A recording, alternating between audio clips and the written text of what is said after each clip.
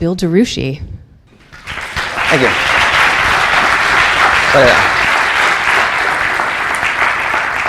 I need that guy. Oh, yeah. I'll take this. Okay. So what I want to talk about today is the notion of designing with an opinion. This is about, all of us here, we probably make things in one form or another. We're all builders. It can be physical things, it can be code, it can be designs, it can be art, whatever, but the odds are pretty good that everybody in this room is a maker, designer, or a builder in some fashion. And when we build things, we usually build things with a reason. And one thing I kind of want to talk about is I would love to see have that reason shine through in the things that you're actually building. I want you to get your opinions out there and visible to the world. So there's two things I want to do today. First thing is I want to talk about engaging with customers and how we can go about doing that and improving that process of really reaching out to the people that we're building things for, because that's kind of the whole point, isn't it? Art is when you're making things for yourself, but pretty much everything else is you're making things for somebody else out there in the world, people you don't even know. So how can we engage with those people without ever actually even contacting them? And kind of the thrust of this, where I'm going to go, is the notion that opinions actually strengthen engagement. When you get your opinions out there, it kind of like creates a stronger bond between you and your customers, or whoever the person is in the end. We'll get back to that in a minute. Second thing I want to do is brag a bit about what we're doing at Simple. I think we're doing some pretty amazing things over in the company. We got about 25 people now. I'm happy to have both Ian and Toby are here. There are my coworkers at Simple. They're here this morning as well, and so it's kind of fun just to kind of brag a bit, kind of show you, give you a sneak peek of what we're doing over at Simple. So Simple. So Simple is a local startup. We're in the financial space. We're like an alternative to traditional banks. What we're trying to do is create a different kind of system that does all the things that you normally get out of your checking and savings accounts without a lot of the stupid hassles you get out of the banks and the credit unions that you're currently working with. This plays out in design, this plays out in technology, this plays out actually even in attitude. But that's what we're trying to work on. We're based here in Portland, Oregon. We originally were located in 3 offices, New York, San Francisco, and Portland. We finally realized that Skype sucks, and so instead of being on Skype all day long, we just moved everybody to Portland. It logistically seemed a lot easier than being on Skype, and actually it is. The collaboration when you're in the same office, there's really just no comparison whatsoever. So yeah, about a month ago, in fact a month ago yesterday, we changed our name from Bank Simple to Simple. We went through kind of a pretty extensive rebranding process. We did the entire thing internally, most of it actually led by Ian. And again, changing the name from Bank Simple to Simple, dropping the name Bank. And it's kind of a longer story, but there's a lot of great things we can get out of by just being towards Simple. We love the aspect of it gives us a bit more potential expansion in the future to do all kinds of different products and beyond traditional banking. And the word bank even is a little bit problematic these days. From a messaging standpoint, we kind of just prefer just to be simple. And if you're curious, yes, we did get simple.com. We got the domain. You guys missed out. It was on GoDaddy for $11.99. We had a 20% promo code, so we thought now is the time to do it. And so we just went for it. One little fun fact that you probably don't know about what we're doing is that there are 90,000 people that have requested an invitation to open up an account with us. And that number is completely mind-blowing and humbling. Frankly, it's a bit of pressure. It's a bit of, it's a charge. It's an amazing thing that 90,000 people have actually reached out to us to ask to be involved with us without ever seen product shipped. We had a few screenshots. We had marketing side trying to explain what we're doing, and yet 90,000 people. Actually, I think it's probably about 89,700 as of this morning or something like that. But that many people are actually waiting to get in. It's a hell of a number. And no, it's not a typo. It's 90,000 people. And some of these people have been waiting for almost 2 years. And what's amazing is we've heard just about no anger from people. There are people who have signed up almost 2 years ago that are still excited about getting in. And it's a phenomenal thing. And so one thing that I wanted to do, kind of in my role, is really kind of sit back and ask, why? It's not just the challenge that we're tackling. There's got to be something else going on. What is it that we're doing right? Whether we did it intentionally or by accident, by luck, what was it that we were doing right to get 90,000 people interested in us? And the conclusion that I came to was the fact that we actually go out there with opinions. Very early on, our CEO, Josh Reich, when he first announced Bank Simple, when he and Shamir started the company, and then Alex came on later, Alex Payne, Josh had very strong opinions about banking. Essentially, banking sucks. And what's interesting about this, starting a company with such a strong opinion is something you don't see very often. Usually companies, when they get out there, when they announce themselves, corporations like to play it safe, oftentimes. And playing it safe usually means being careful with your words, phrasing things very, very carefully, not sticking your neck out. But Josh said, screw it, banking sucks, we're gonna do something different. And I think just that simple, having that strong opinion kind of attracted people to what we were doing, to what Josh and Shamir were doing way back when. Because clearly the industry is totally broken, and it needs something different to happen. So the other opinion that Josh had was banking doesn't have to suck. There's things that we can do now with design and technology that weren't available to banking in the financial world, decades ago when banking really kind of kicked in from a technology standpoint. There's things we can do now where it doesn't have to suck quite as much, and maybe even be awesome. Maybe you get it beyond the not just going from sucking to not sucking, but maybe going from not sucking to awesome would be a really great way to go. And people have reacted to this opinion. People have reacted to the fact that Josh really said, this is what I feel, and this is what we're doing. We're going to make a company around this simple notion. And I think that strong reaction is why people have actually engaged with us. 90,000 people. And they engaged with us because they actually identified with that opinion. The fact that Josh reached out and he took a stand, that stand that he took found its natural audience out there in the world. And an audience then came to us.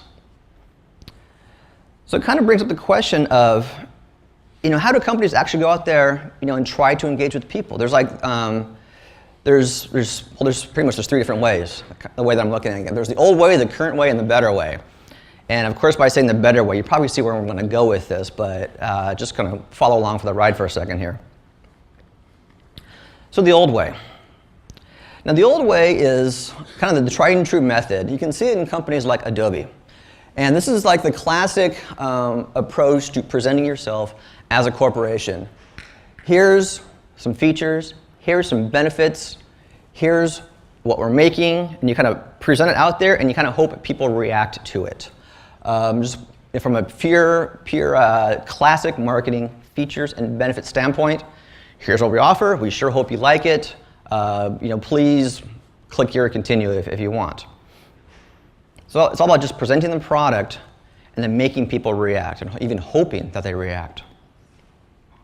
Now the current way, there's been a recent trend recently. Nice sentence construction there. But a recent trend is about being a lot more informal, by being cute, by being whimsy. You see it in companies like Moo, where the approach here is around being informal, like trying to reach out to you by being cute, by being funny, by trying to show you humanity through the notion of, well, really humor or craft or art and so on. It's all about being cute, being informal, and trying to connect to people by making them smile, which is not necessarily a bad thing, but the problem is, at this point, the conversation hasn't really begun. You kind of get to hello, and then it kind of stops right there. You've only kind of made it halfway through the connection. So the better way that I think to do it, the way that's been actually really successful for us, is not just focusing on tone. We do focus on tone quite a bit in terms of like being human with people, kind of speaking plain language, trying to connect with people at that level, but that's just still a tone thing. The next level is also actually taking a stance. And that's one thing that we're doing. And of course, here's a site that we relaunched when we rebranded a month ago. The new name, the new branding, all done in-house, which is actually another thing, part of our principles about DIY, do it yourself. Okay, side story.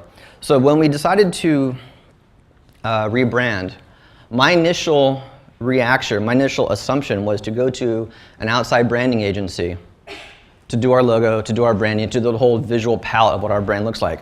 And of course, coming from 6 years at Ziba, it was like a natural assumption of mine. But instead,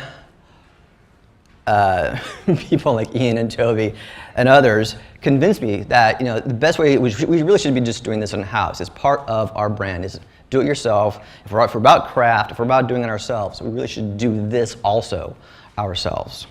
It's like sticking with your principles or following through on your principles.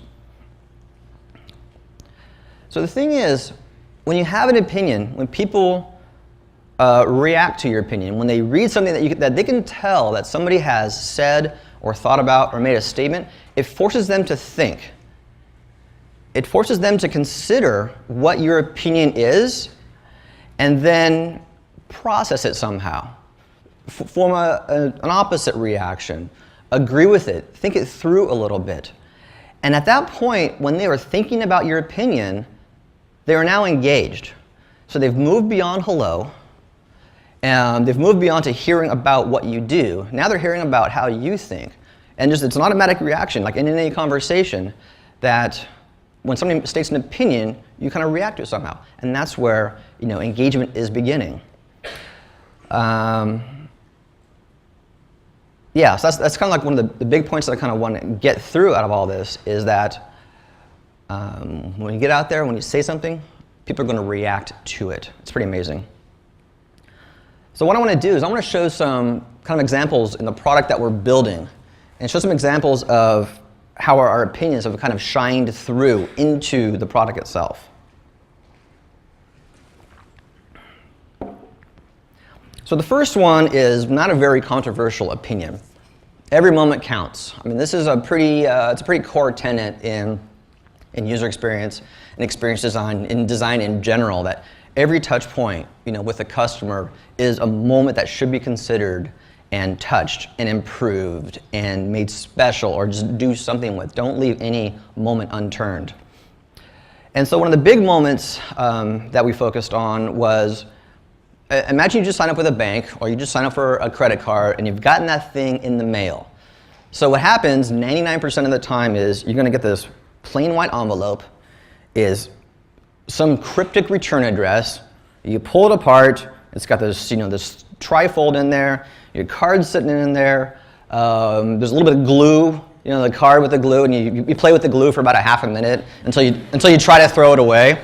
And then you activate your card and you move on. That's the way it's always been done. And we should never rely on the way doing the way things have always been done.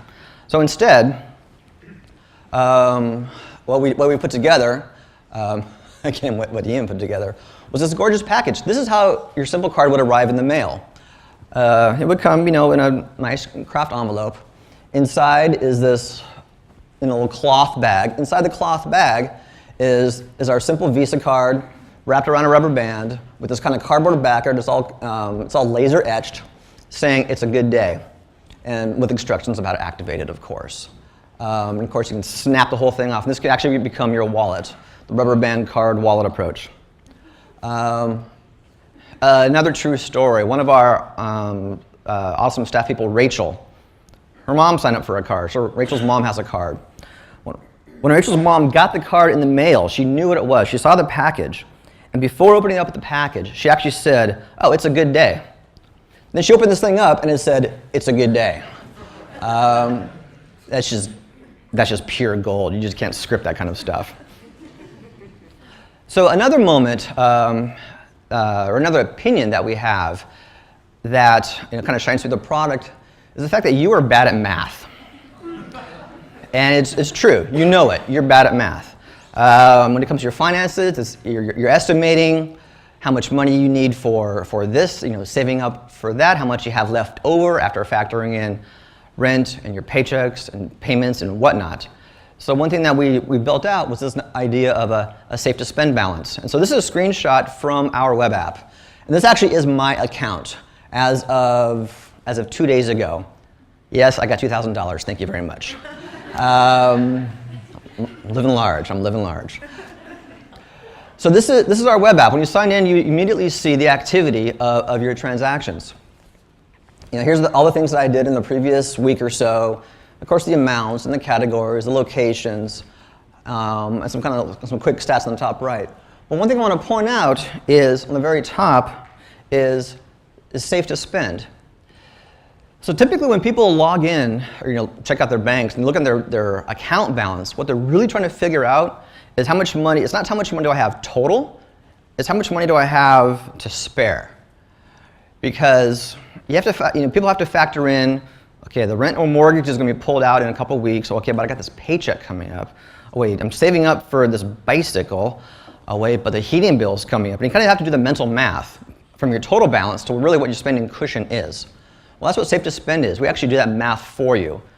I mean, it's friggin' technology, it's computers. Let the damn things do the math for you. It's pretty easy algebra, so why not just do it? So what we do is we take your total balance, we remove out any money you have reserved in savings, we remove out any money you have reserved for upcoming payments, and of course any pending transactions. What's left over is your spending cushion. Hey, go figure. And that's the amount that we present.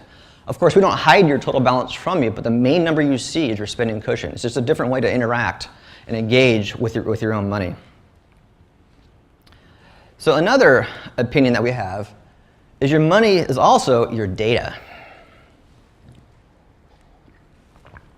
We're in this big nerdy trend right now about data and personal data and quantifying yourself and wearing Fitbits and counting your steps and the amazing things you can do with technology to track your daily life through various methods.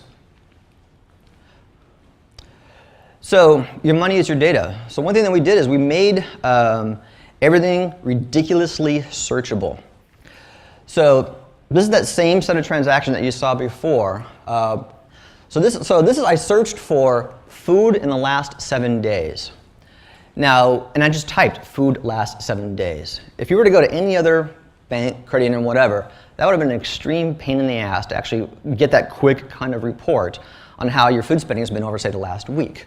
But here you just type food last 7 days, and that's that. I could have added in food last 7 days in Portland, and it would have done the same thing. My lap's a little boring right now. It would have been the exact same search results because I've been in Portland for the last week. But the fact that we're using both date ranges and locations and category text and memo text and everything to create this really robust set of searching. Another example is lunch last month. Now the word lunch is, so how did I actually search for lunch? Because that's not something that you normally see. It's not part of any category description or anything like that. Well, in this case, I've actually created, I'm trying to use a laser pointer, and there's no laser pointer on here. That was pretty cool. In the memos, I've actually put in little lunch tags. And so now I can search for lunch anytime I want. In fact, you'll even notice that they're hashtags. So we did this pretty clever thing where if you put a hashtag, because people love hashtags these days, put a hashtag before a word, that thing now becomes clickable. So now in any transaction that has pound lunch, I can just click on pound lunch and I want to get everything that's related to that hashtag. And of course there I could filter more, like add it last 7 days, this month, last month, and so on. So your money is your data. It can be completely searchable. It's part of your life. You can actually kind of trace back your life to this. In fact, Your data is also your story. So what's interesting here is you can look at your financial activity and you can actually start tracking. You can actually just see what your life has been like in the last year, month, week, and so on. So now we're switching to the largest iPhone in the world. Swipe, swipe, swipe. So this is a shot of our iPhone app. And again, this is still my account. It's the same data from a few different days that are different. And one thing that I've noticed in using this is in interacting with the phone app, I've been tending to put in these really descriptive memos. And it's not something that I actually planned to do ahead of time. It's something I just naturally fell into, which is really interesting and encouraging. But what's kind of nice is that you kind of create this running track, of your life. Who did you have dinner with? At Ristretto, I bought these coffee beans. It's like, oh, okay, that's kind of cool. So now I can go back and if I look at the coffee categories, I can see what beans I bought when. It's dorky, but it's interesting. What I bought at Fred Meyer, which of course is extremely exciting. I bought cat food, go figure. But you can kind of start tracking, your life story. And there's things we have planned out in the future that can actually make this even a bit more interesting. We're just getting started on incredible features. Another angle in doing this is you can actually even add extra data in the memo fields. So I got gas at 76. And just for the hell of it, I'm sitting there, because it's Oregon, I'm sitting there, I can't pump my own gas. So I entered in, what's the price of a gallon? What's the price of a gas per gallon? And I can see that over time by just now looking at the gas category. I can kind of see that there's a running trend of how the changing rates.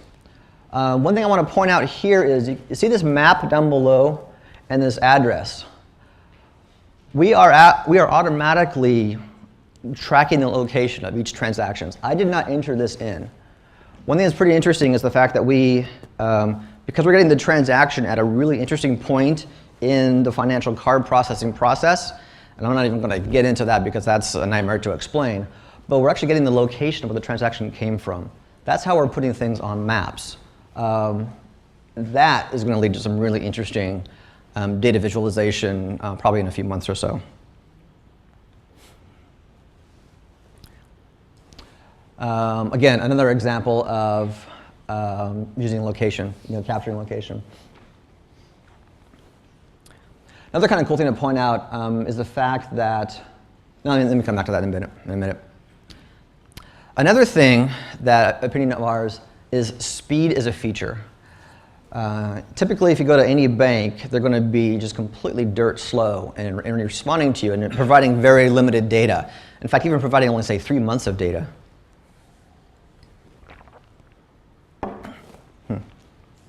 So if I had was able to show you this live, one thing you would have noticed is when we did this, if I was doing the searching, it would be immediate. It doesn't have to pull the server and bring stuff back, because what we're doing is we're automatically downloading, say, the next 100 transactions. Financial data is tiny. It's just characters, so we can be extremely fast and preload 100 transactions, so searching can just be boom, because it's already there. Another example is the iPhone app. When I swipe a card in any merchant, I see the transaction on my phone in about 5 seconds. That shit's quite frankly mind-blowing. 5 seconds. I'm almost getting spoiled now. I was like, oh, come on, 5 seconds. Jesus, come on, man. How about 2 or 3? What happens at that point is when things happen so fast, it almost kind of doesn't quite create a game, but it allows you to annotate that transaction a lot faster. Because you start looking for say the transaction happens, and you want to annotate it faster. And then it starts becoming, you start engaging a lot more with your finances, with your spending. And that's what's really interesting, I think, for people in getting a better hold of their finances, is actually not making it so mysterious. It's actually engaging and knowing where the hell your finances are going and what the hell you're doing. Another opinion of ours is leave old technology behind. And this is a pretty big one. This can kind of get a little bit controversial. And so, a really good comparison is thinking about this guy.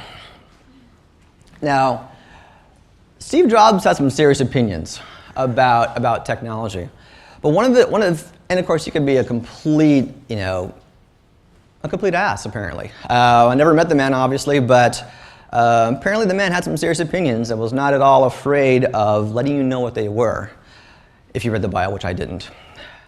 But one thing that I really loved about what he did, what he and what Apple did, is they would dump technology when it no longer seemed smart to actually do it. I mean, if you think about it, the progression over time of tech, they got rid of, or they were the first ones to leave behind, floppy disks, CD drives, wired households, the damn mouse, ugly technology, and so on.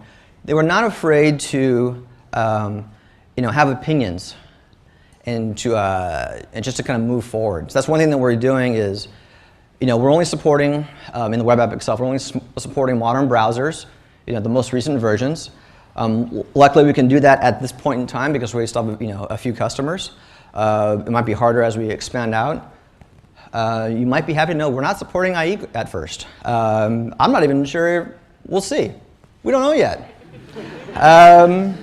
It's a decision we're willing to put off as long as possible because backwards compatibility is a pain in the ass, and so we'd rather focus on making an awesome product than making sure it works for IE8. It's just, thank you very much. It's I don't want to say it's a waste of time, but I put that idea out there.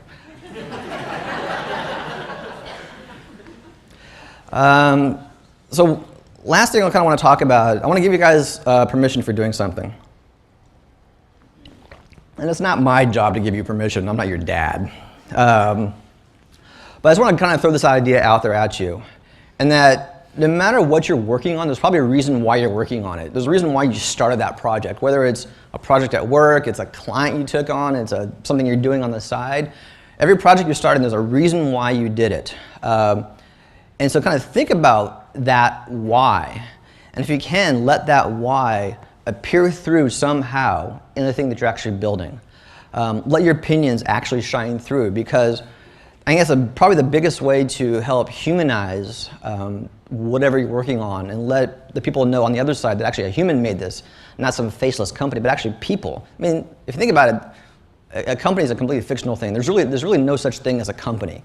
It's just kind of groups of people. People are making things. Companies are just total fiction. Maybe this is a new twist on the phrase corporate personhood, but maybe not. I don't know. So the thing is, when you put your opinion out there, you are making your customers think. And when they think, they will actually engage with you. And once they have begun to engage with you, you've actually won the first half of the battle in working with customers and reaching out to customers. And the second half, that's a whole other thing, and I'll have to wait for some other day. And that's it. So, whatever. So thank you very much, and thank you for having me.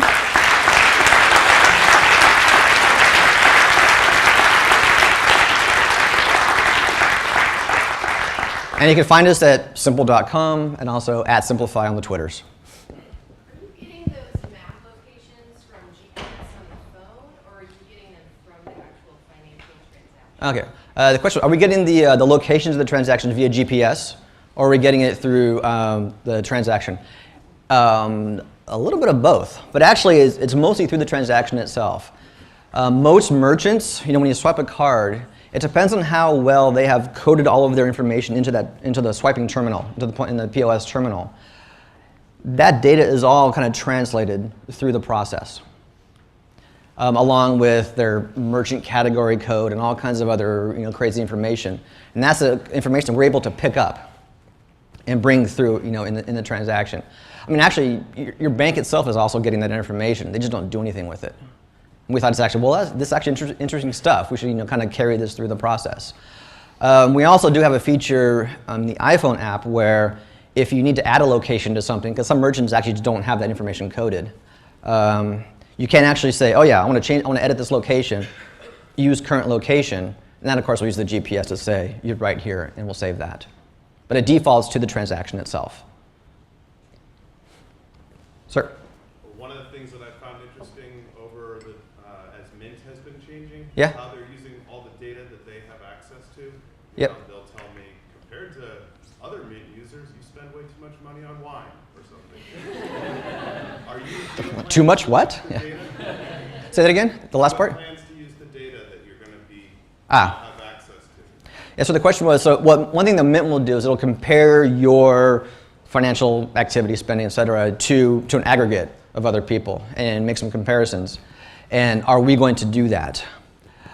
I think so. One thing we have to make sure that we do is be aware of privacy. Be aware of anonymizing the data, so we can actually make some good comparisons. Comparisons are really tricky though, because how too much wine compared to somebody else? People have different situations, so it's really hard to kind of like normalize that data. But that's one thing we are looking into is kind of showing trends over time. And one thing we might do is there's different ways you can approach the data. There's let's say per category is one thing. That's like kind of a weird comparison. But one thing we're also kind of looking at doing is more like either percentages or your trends in the month, and things that aren't necessarily like extremely personal, but kind of show like patterns, of spending. How much do you spend within X blocks, of your home, a radius? How do other people do the same thing? Can we aggregate and show like where the most spending happens in a city, versus other parts of the city? So there's really interesting ways we can aggregate, but it might not always be comparison, to other people, because the comparisons part is hard. Yes. When can you get an invite? When did you sign up? Months ago? Months from now. So we're at the point right now where we've started rolling out slowly. Quite frankly, only friends and family currently have accounts because we want to make sure we're doing this at a very measured pace. Because the thing that we want to avoid is going out there with inaccuracy or security problems and so on. We want to make sure things are perfect and locked down tight before expanding to a whole bunch of people. So that's why we're kind of, I don't want to say we're taking our time, but we're being very prudent about expanding to a lot of people because it has to be right. If you create some kind of iPhone app that's for sharing photos or whatnot, if that thing crashes, who cares? It's not the end of the world if your iPhone app crashes if it's just a photo app. If we crash, it's a whole different thing. And so we're just kind of making sure things are locked down tight. You'll probably see an elevated ramping up of sending out invites, we'll just say in a few months. Thank you for waiting. Mr. Jason. You talked a little about you have some really cool things coming in a few months with the maps, for instance. And I'm sure everyone here immediately seeing what you're doing can have a million ideas of the cool shit you could do if you actually started doing something useful with financial data. Yeah. How are you guys prioritizing the cool features that you have in mind? With, we can only roll out a few of them at a time, and which ones are going to be good for this set of users, and 6 months from now there's going to be more users. How are you prioritizing your product? So the question is essentially, how are you prioritizing or rolling out features, rolling out cool stuff?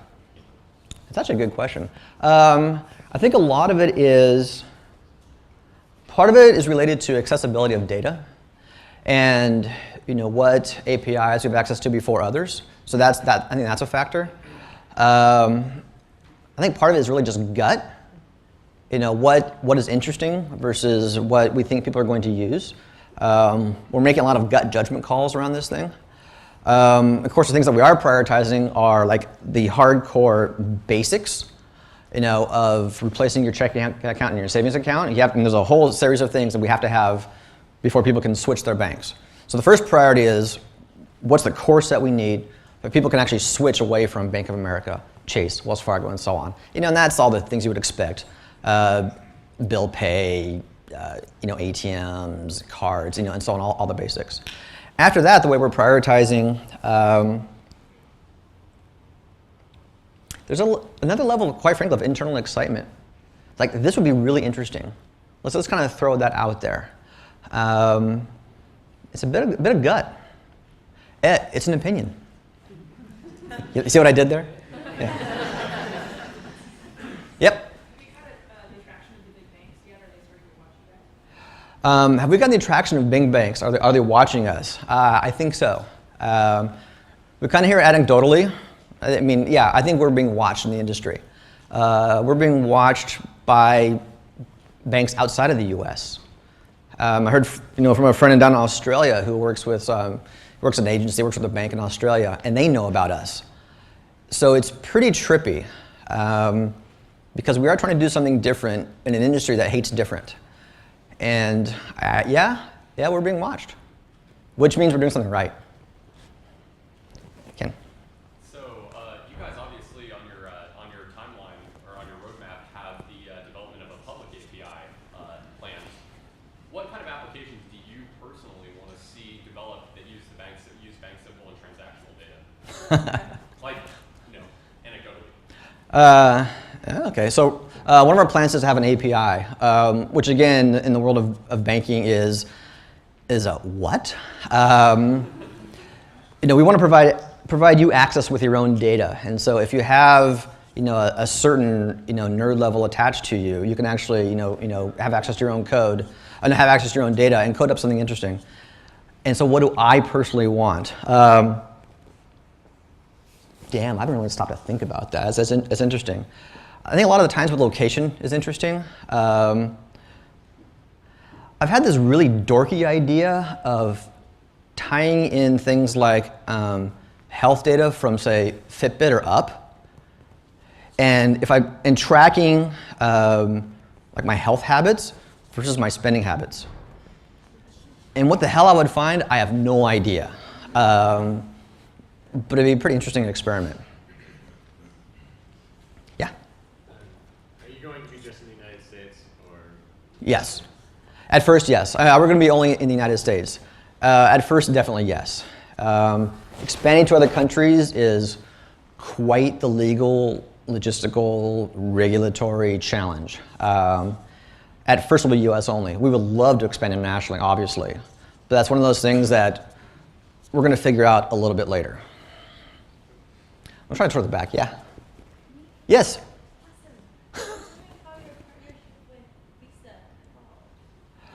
How did our partnership with Visa evolve?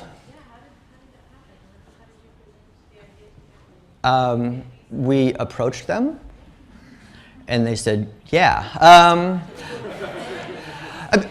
Well, I mean, Visa's the kind of company that they're trying to acquire customers, and in a way, one thing that we're doing by having Visa be our processing partner is we're just giving them more customers. So I think it wasn't really a huge issue. It became a little bit funny sometimes when it came down to logo treatment and approvals and stuff like that. But I think from like a partnership development standpoint, it actually really wasn't that tricky. I mean, besides, because they probably knew, well, if they don't go with us, they'll go with MasterCard. So, because it's a big duopoly. Sir? I'm just curious, talking about abandoning old technologies and talking about duopolies like Visa and MasterCard, just what your thoughts have been around like abandoning plastic in general. So are we going to abandon plastic? Speaking of abandoning old technologies, are we going to get rid of plastic? We've definitely talked about it internally. I mean, the challenge with getting rid of plastic, of getting rid of cards that you swipe and going pure, say, like NFC based on your phone.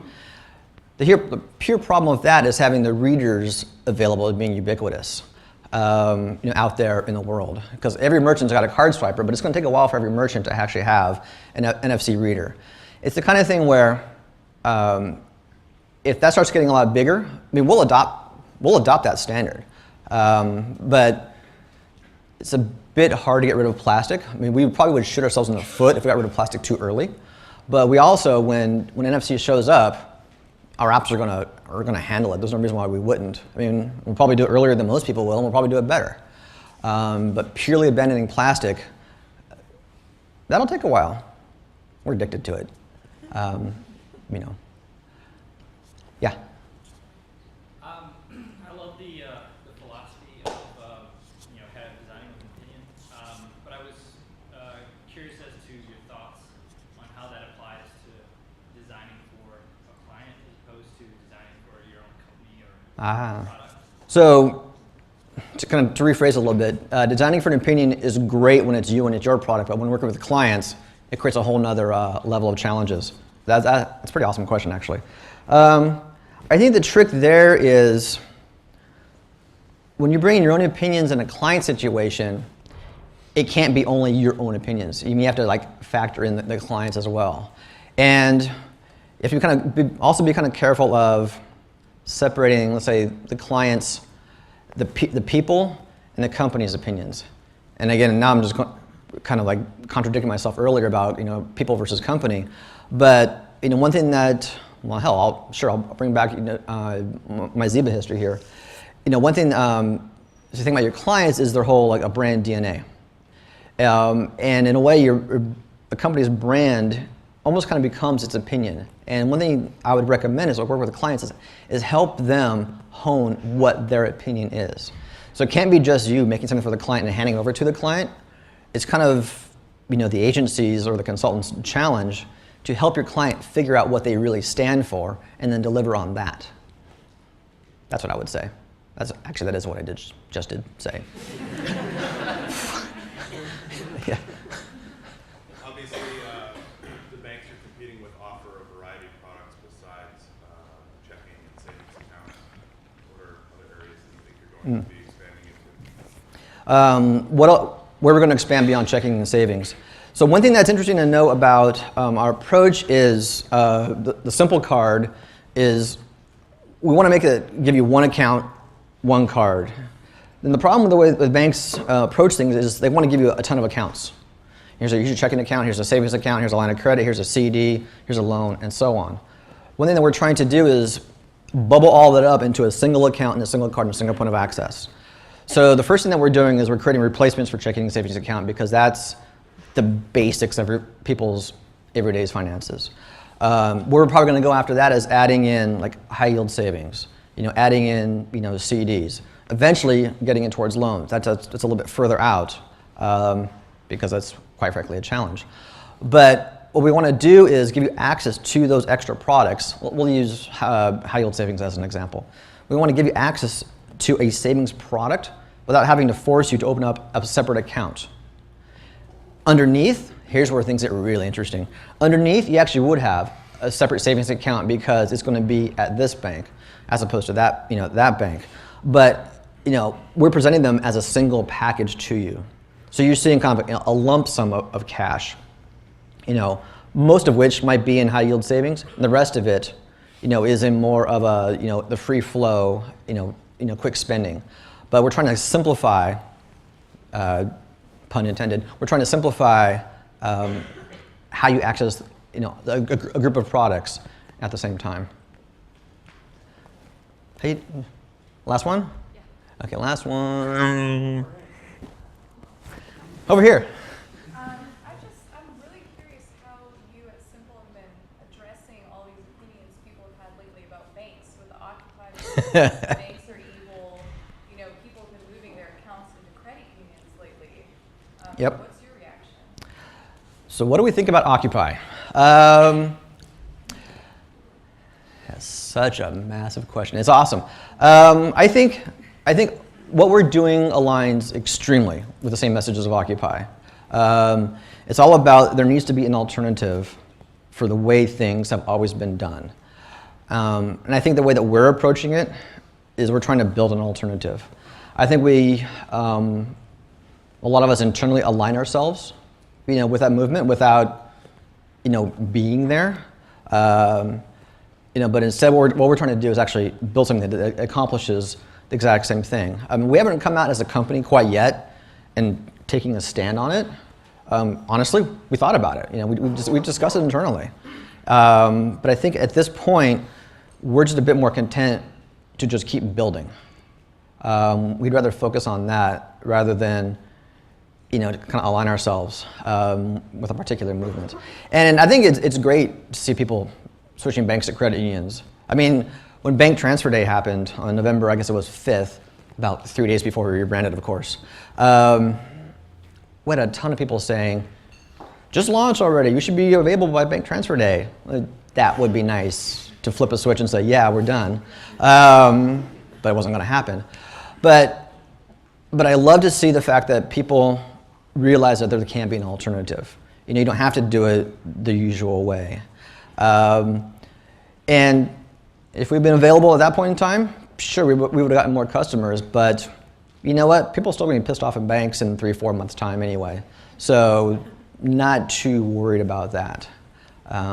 There's plenty of customers at B of A and Chase and Fargo to switch. Thank you, everybody. Thank you.